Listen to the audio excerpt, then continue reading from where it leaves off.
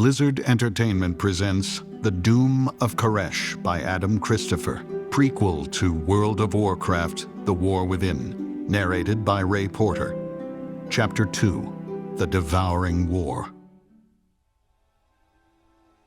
The void roiled in the skies above Telgris Rift as Locus-Walker led Alleria Windrunner on their chase. She was wearied by the journey, having lost track of how long they'd been on the move. Their hunt had been far from easy. Telgris Rift was swarming with creatures of the void, drawn to this place by the power of the Harbinger. They had managed to evade many beings, but had no choice in confronting others that stood in their path.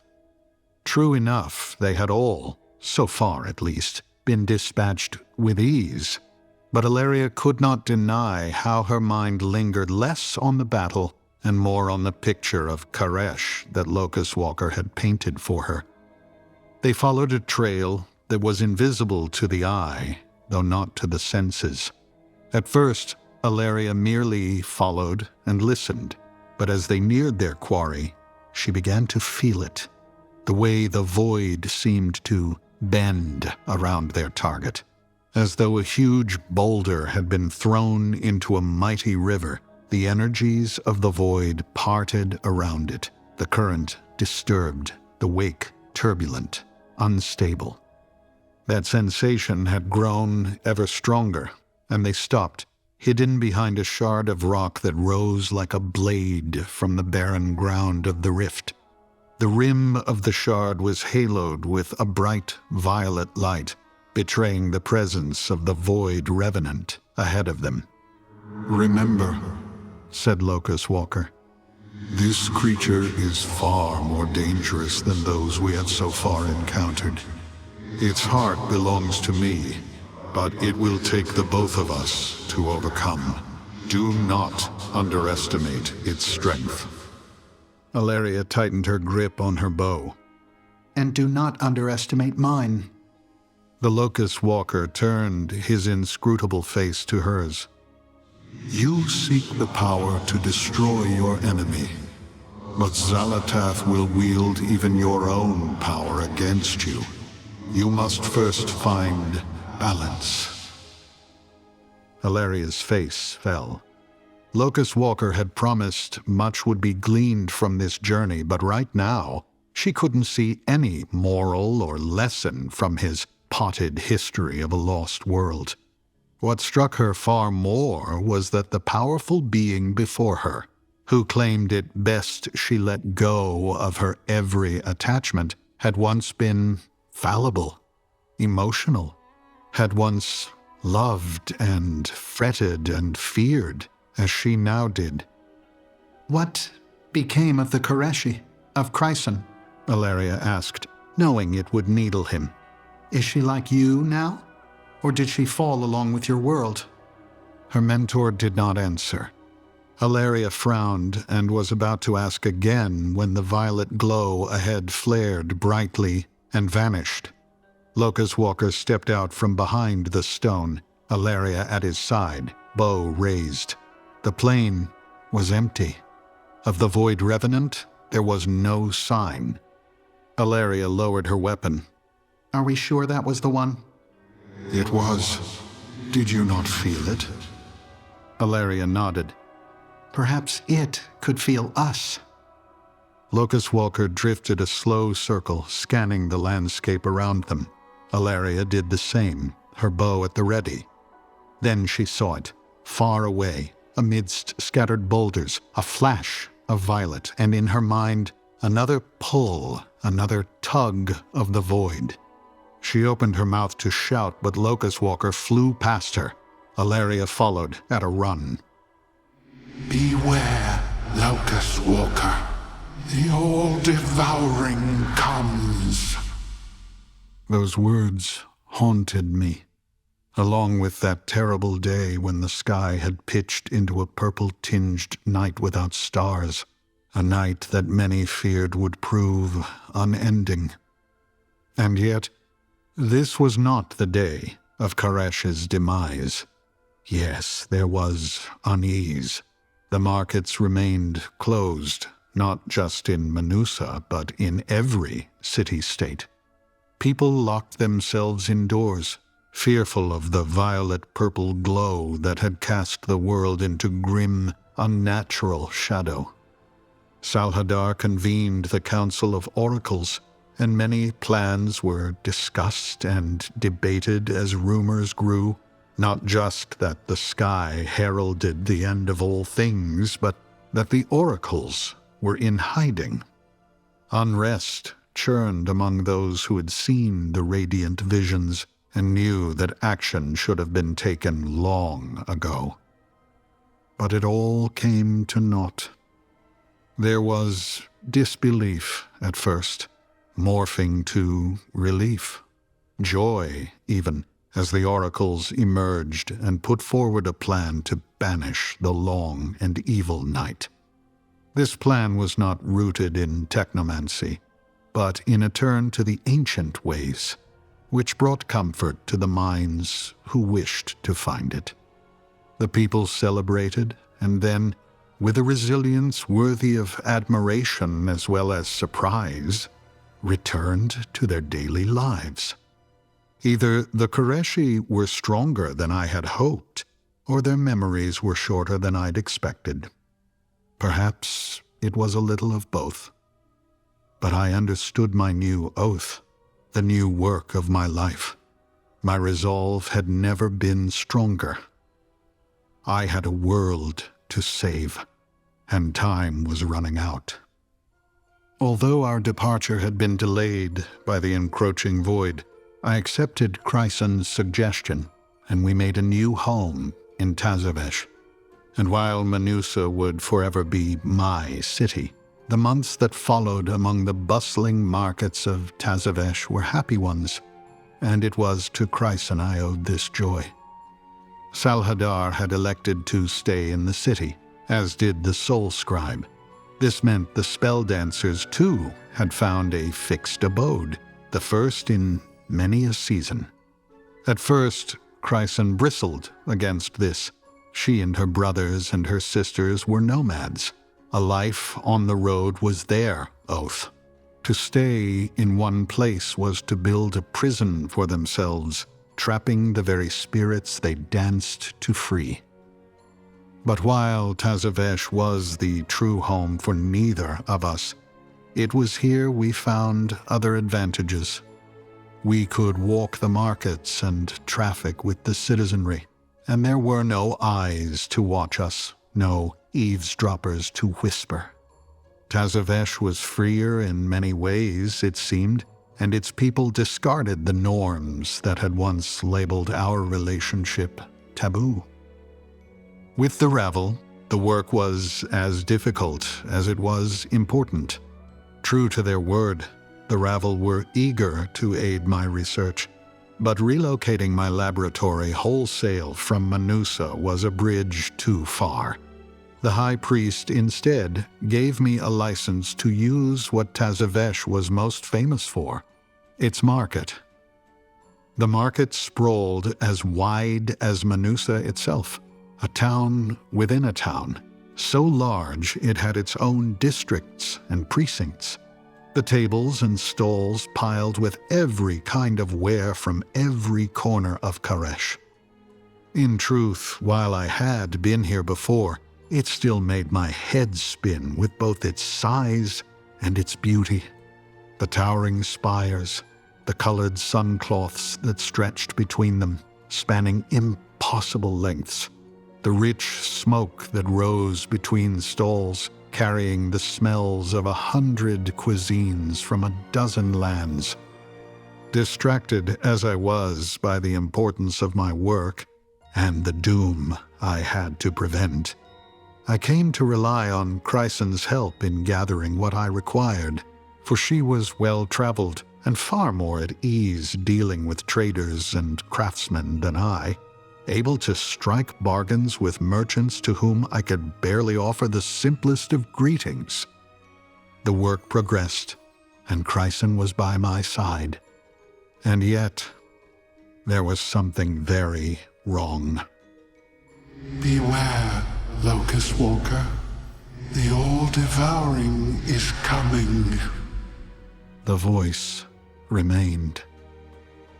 Over the weeks and months, I had grown used to the radiant visions, had largely been able to put them from my mind as I focused on my work. Of void whispers, there were many.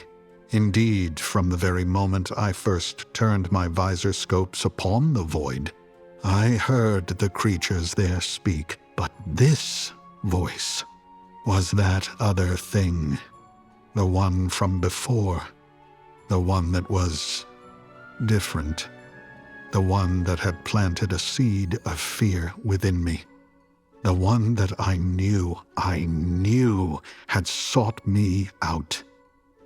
And as it came again now in the marketplace, I froze. Locus-Walker, beware. I stopped, standing before a splendid stall of spun glass from Tingarla, one of the farthest city-states from Tazesh.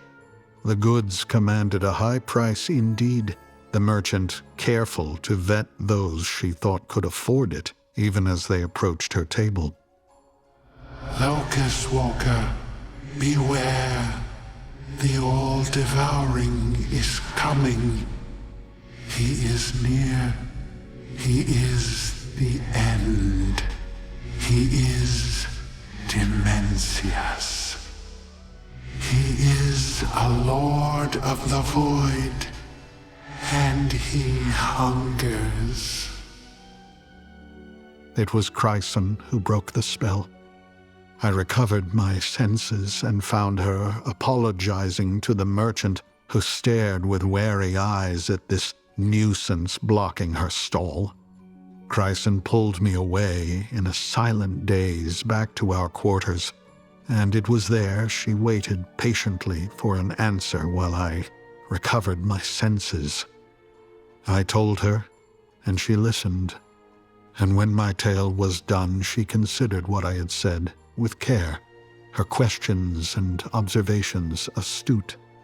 This was the first time I had spoken of the voice, and she the first person to know of it. It must be related to the radiant visions, she said. Perhaps your close work investigating the void opened your mind to something else. I had no answers, of course, and she had little to say that could comfort me. Conversation then turned to her own news. The spelldancers were taking to the road once more. Chryson told me she could stay if I wished, but even as she made her offer, I knew what my answer would be. She had her own oath to fulfill, as did I. I promised her I would not allow the fear in my mind to interfere with my work. I lost many weeks alone. Yes, I worked, and worked hard, but at such a cost, foregoing rest and sustenance and any distraction, as the voice in my mind pushed aside this happy freedom I'd found with Chryson, replacing it with a fear. And yes, it was fear, despite the promise made to my love of the mounting danger facing Caresh. My instruments told me void energies were accumulating around our world at a truly alarming rate. One day, and soon, these void energies would do more than strike terror into the Careshi. They would tear our world apart, laying bare the world soul itself, and our fear only spiced these void energies as one would prepare ingredients for a meal. Beware the All-Devouring. But my toils had not been for nothing. In my weeks of research, I had found an answer indeed. It had been there from the start, but only now had I begun to see it. I could devise a means of protecting Caresh and its people. I could save my world, but I could not do it alone. I needed the Ravel and the full extent of the world's resources to pull off this feat. I met with them regularly to keep them abreast of my progress, but as time passed I saw how they looked at me, and perhaps I could not blame them. I was exhausted, but possessed of a feverish intensity even I could recognize as unnerving. The data was complex, decipherable only to myself, a poor salesman on my best day, and the work was not yet complete. Perhaps that was my greatest failing, that I did not give them the solution from the start.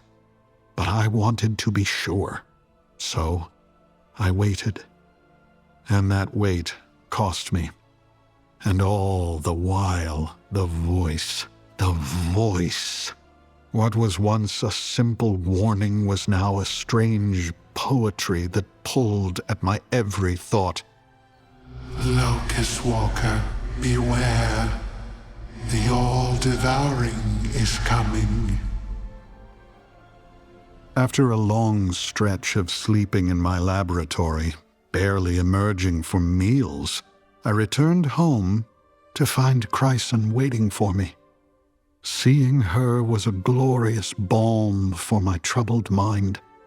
She embraced me and held me, and all I could do was stand there and weep. When I was finished, empty, she pulled away. I moved to kiss her, and she pushed me back with a laugh.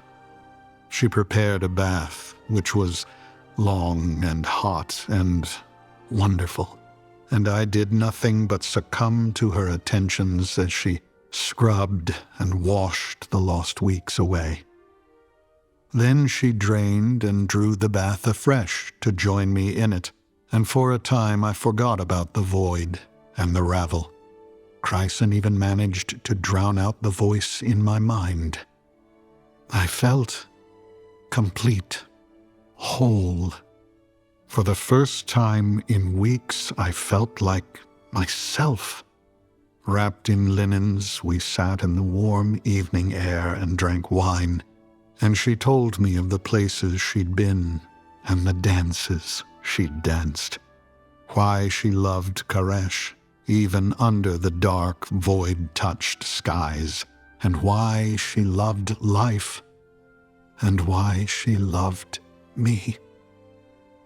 Reunited and restored to my former self, I felt emboldened, certain of my work and my data, certain that the solution I had found was the right one. Tomorrow they will listen, I told myself. They will have no choice. Chryson saw my mind wandering, of course. You must tell me what weighs on you, she breathed, a whisper of love and warmth, not of cold, echoing darkness. I took a breath, and Chryson squeezed my hand. Time is short, I said, and I know the name of the threat looming over us. Chryson cocked her head, concern evident upon her features, but she did not interrupt. It is called Dimensius, I said. It is a void lord, and it is trying to pry apart Caresh. That is why the world soul cried out to us in the radiant visions. When this being will finally crack open and consume the world, I do not know, but it is soon. That is what my data show.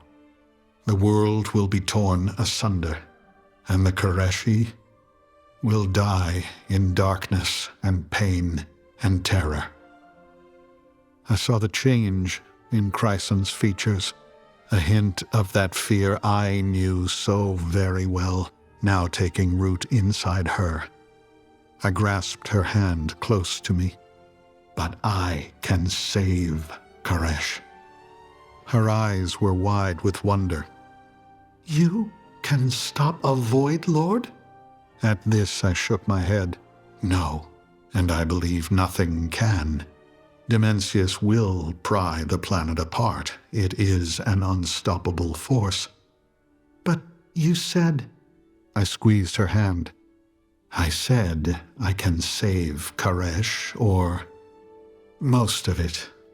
The Careshi will live. Whether the Void Lord will retreat from his meal, seek another target, I cannot know. I felt my love for Chryson grow in that moment. I watched a transformation in her.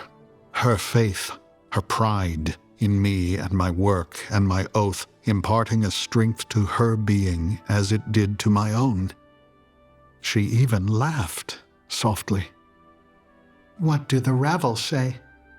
I laughed myself then. I have yet to tell them. Chryson pulled herself away and stood, her expression stern. Time runs out and you have yet to tell them. I sighed. It is complicated, my love. We are a group divided. Some believe in me, but others call me Void Sorcerer, saying it was a mistake for me to join their company. I felt my shoulders slump. They are tired of problems and want for a solution, but they would smother such an answer in its cradle if I am ill-prepared. Chryson folded her arms tightly and began to stalk the room from balcony to bedchamber, her feet kicking at the carpets as a spell dancer kicks at sand. I watched in surprise, awaiting a judgment I knew I deserved. If they want a solution, give it to them, she said, not pausing in her strides. If your calculations on the power of the Rishi ribbons are finished, then present them. She stopped then and faced me, but this time her expression was warm. You forget who you are. You are the Locus-Walker. That is the oath you swore. That is your truth. She walked to the balcony and opened her arms to the darkened city beyond. We Careshi are strong, all of us. But the world soul? It called to you. You listened, you worked, and you have the answer. You have championed Caresh even as the greatest among its number, humiliated you, then turned to you in secret for help. You are the answer. I did not know what to say. No being had ever made such wild declarations about me, had possessed such unshakable faith in my worth. Chryson took my hands, pulling me to my feet. She kissed me gently. You can save the world, my love. That is your truth. I stared into her eyes and she into mine. I shook in her grasp, barely able to keep myself upright, and yet Chryson stood firm and proud, her strength a wonder of the world. And she was right. Too long I had lingered, self-absorbed and full of doubt and fear, while the Ravel waited also, their own doubts and fears multiplying by the day. Enough. Enough. I was Locus-Walker, and I was ready. Let the void come, for Caresh would be ready also. On the way to the Ravel, with my final report, I found Nari and Kaiveza. Of the illustrious group, it was these two to whom I was closest, and I greeted them heartily in the market, only to see their open faces clouded with reluctance. I pulled back the hood of my cloak. The improvement in my form must have been obvious even to my companions, as both beheld me with some measure of surprise. Yet I saw a grimace pass across Kaiveza's face, and I felt suddenly nervous. I clutched tightly the bound findings I was due to present. There is talk, said Kaiveza, And then she stopped, her eyes falling to the dusty street. I knew this look, the same I saw at that last meeting of the oracles, so long ago now. There are some among the Ravel who wish to distance themselves, Nari said, from you and your work. I searched Nari's face as though the answers to any questions I had were etched there. Beware the All-Devouring. This I know, Nari, I said. But what has happened? Why the warning now? Beware Dimensius. She paused, seeking the right words. Your research is hard for the Council to understand. You also say that the approaching void energies will soon begin affecting the planet itself, but we have not seen it. We rely only on your data, your findings. There are some who whisper that the old ways have been working, that technomancy has nothing more to offer Caresh. And there are some who want you out, Kiveza finished. They came to us last night, a delegation of those who wish to retract your oath.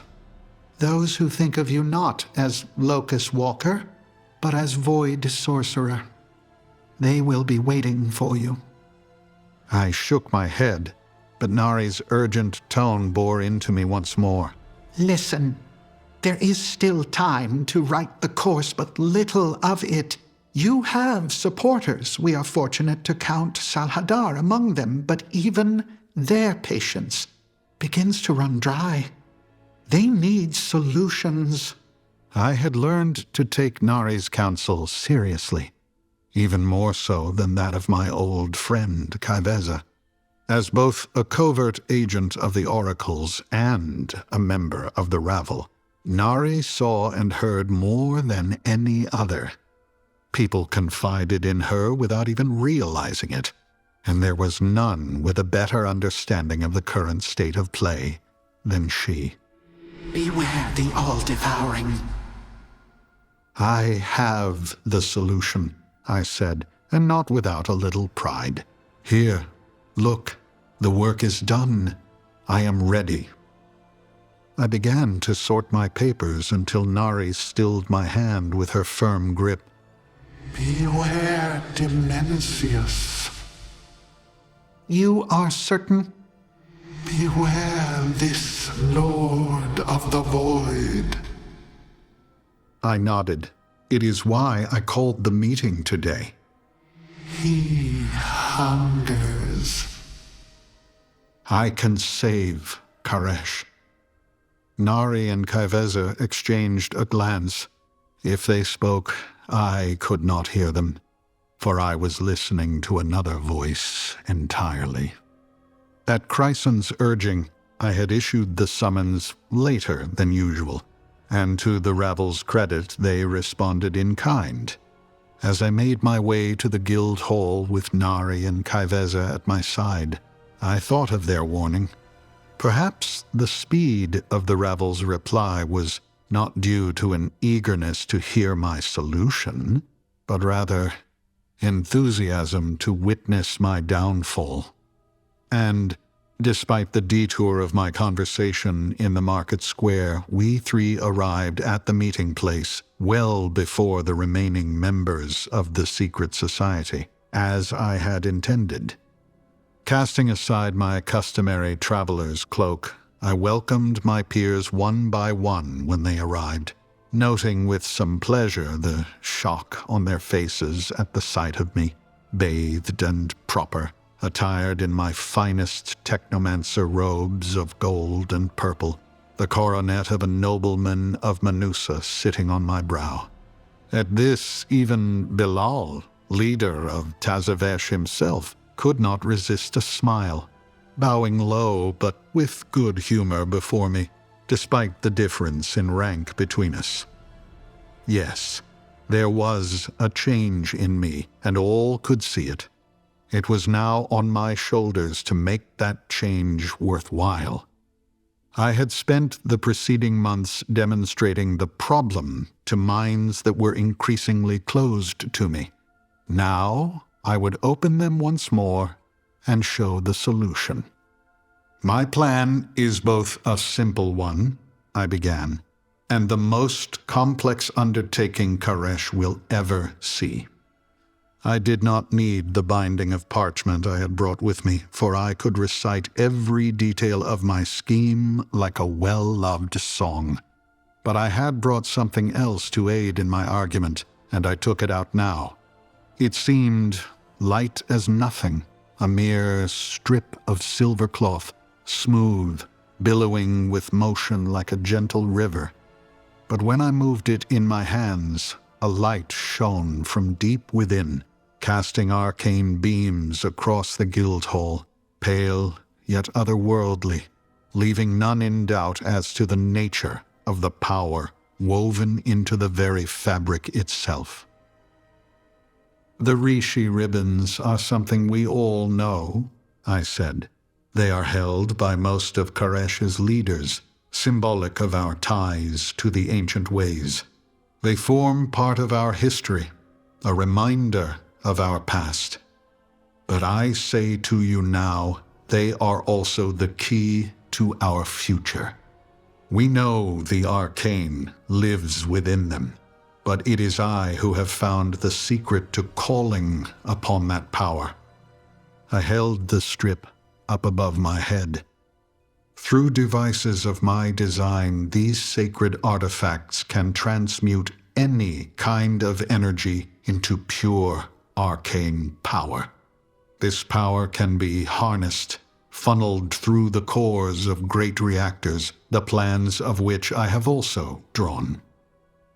Bilal stepped forward.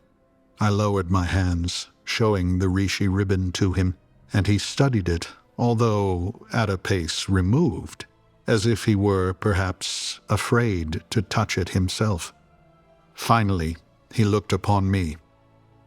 Reactors? Indeed, I said. It is with these that we will power vast barriers of arcane magic. These barriers can be erected over every city-state across Caresh. Impenetrable, inviolable, they will shield us. At this, I turned my gaze upon the rest of the council. Make no mistake, the void readies for its great strike. My research tells that this threat that darkens our skies arises from a void lord, Dimensius.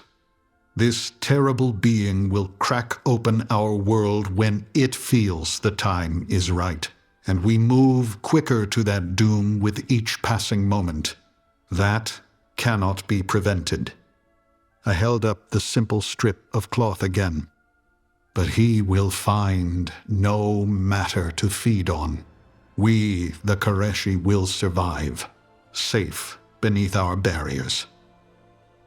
The Ravel sat in silent contemplation of my proposal. As Nari smiled in her alcove, Kaiveza too made known her approval. She stood from her seat and stalked through the assemblage to grasp my hand in hers. It will work, I said. I know it. Salhadar's expression was dark, but I could see he was deep in thought. The construction of the barriers is work that cannot be concealed, he said at last. It will require the labor of many. I nodded. Then it is time to tell the people. More than us few now see the radiant visions. It scares them, and the void grows strong upon this fear. You are the high priest.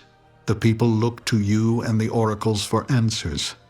You must tell them everything, and soon, because if we are to protect Caresh, the magical barriers must be built quickly. Bilal sighed loudly. The planning alone will be substantial, and the only one of us who truly understands what we are to build is you. Bilal glanced at Salhadar. To coordinate such a project, Let Locus-Walker lead. The group turned as one to Nari as she stepped from her alcove and into the light. The Ravel needs Locus-Walker. That is why he joined us. She circled the room, gazing upon each member. We have no time to waste in argument, in debate. We need a leader, someone to direct our efforts and prepare our world for what is to come. She stopped before me. Our eyes met, and she repeated her conclusion. Let Locus-Walker lead. If we follow his command, we can be prepared. There were mutterings around the group. Eitri's guffaws were the loudest, but I ignored her. The others bore frowns, but others nodded, and soon more were in agreement. Like me, they accepted Nari's advisement with a noted weight. Still, Bilal scoffed. ridiculous. His eyes appraised me as though I were scrap from a junk stall. A technomancer of Manusa cannot command the High Priest of the Untamed. Salhadar winced as though in pain. And yet, you cannot agree, cried Eitris. The oracles obey my command, said Salhadar. Perhaps. It was one of the merchant captains, Gezer. He spoke rarely at our meetings, but always with caution and careful thought. Perhaps if we study these plans Locus-Walker brings with some care. He turned to me. If we could perhaps be better educated in your methods, the responsibility of these Rishi ribbons could be shared. Kiveza cut in. We waste time. You have heard Locus-Walker speak. The void comes for us and Dimensius with it. We must act and act now. She stepped up to Salhadar, so close he flinched back from her forceful approach. Say it, High Priest. Give the word, and the work can begin. Bilal laughed again. The people of Manusa must be congratulated for their patience, Kiveza, but here, your manner is less appreciated than you think. Enough! All attention was on the High Priest, his countenance stern. He looked to me, and so authority was conferred with but a simple command. It is done already. The Ravel is led by the Locus-Walker. As he commands, so we obey. My final instruction is that the work must begin at once. Silence reigned, but then, one by one, the Ravel stood and joined my side. Soon only Bilal and Eitris remained stubbornly in place. But with my supporters behind me, High Priest included, I stepped forward and held out my hand. We do this for Caresh, I said. We do this for the Careshi. This was enough, for Eitris nodded to herself and then took the hand that was offered. Perhaps her decision was enough to convince Bilal, for as the ruler of Tazesh sat and stared for a good while longer, finally he joined us. The glare he unleashed upon me as he did so, I did not like. But I put it from my mind. There was much to do. To say that Caresh would never be the same again is to understate matters more than the mind can fathom. For the transformation of our world was both rapid and shocking. By order of the Council of Oracles, driven in secret by my leadership of the Ravel, all effort was made to build my proposed arcane reactors, the Careshi taking new oaths to commit their paths to this great work. As the world labored, The voice from the void continued to speak. At first I tried to ignore it. Then I came to embrace it, for I knew I heard it for a reason. It was foolish to ignore the warnings it provided, which also served to strengthen my resolve. It was the voice that told me the time was coming, that Dimensius was close, that soon the void would caress the shores of our world before the Void Lord swallowed us whole. In truth, there had been dissent among even the people, though perhaps that understates the feeling. Tazesh and Manusa, Gestalt and Dervashna, and every city-state between was changed forever. The streets and canals, market squares and plazas became a maze of conduits and channels, pipelines and aqueducts that carried not water, but the throbbing, humming, arcane energy of the Rishi ribbons from one great reactor to the next. The entire system, a great web powering the barriers that defined our skies. But public mood was quick to change, because one day the void shook the foundations of our world. It was precisely as my calculations had shown, and just as the voice had promised. We had completed the job without a moment to spare. The arcane shield rose above, crackling to life and holding strong, whilst the dark power of the void crashed upon it like grains of sand in a dust storm. The barriers worked, and the Caresh rejoiced, safe in their homes, in their beloved city-states. For the first time amidst the backdrop of the devouring war, it seemed Caresh could win. Little was I to know, the survival of my people would come at a terrible cost. And while I had saved the Caresh from one doom, I had, in fact, condemned them to another fate entirely.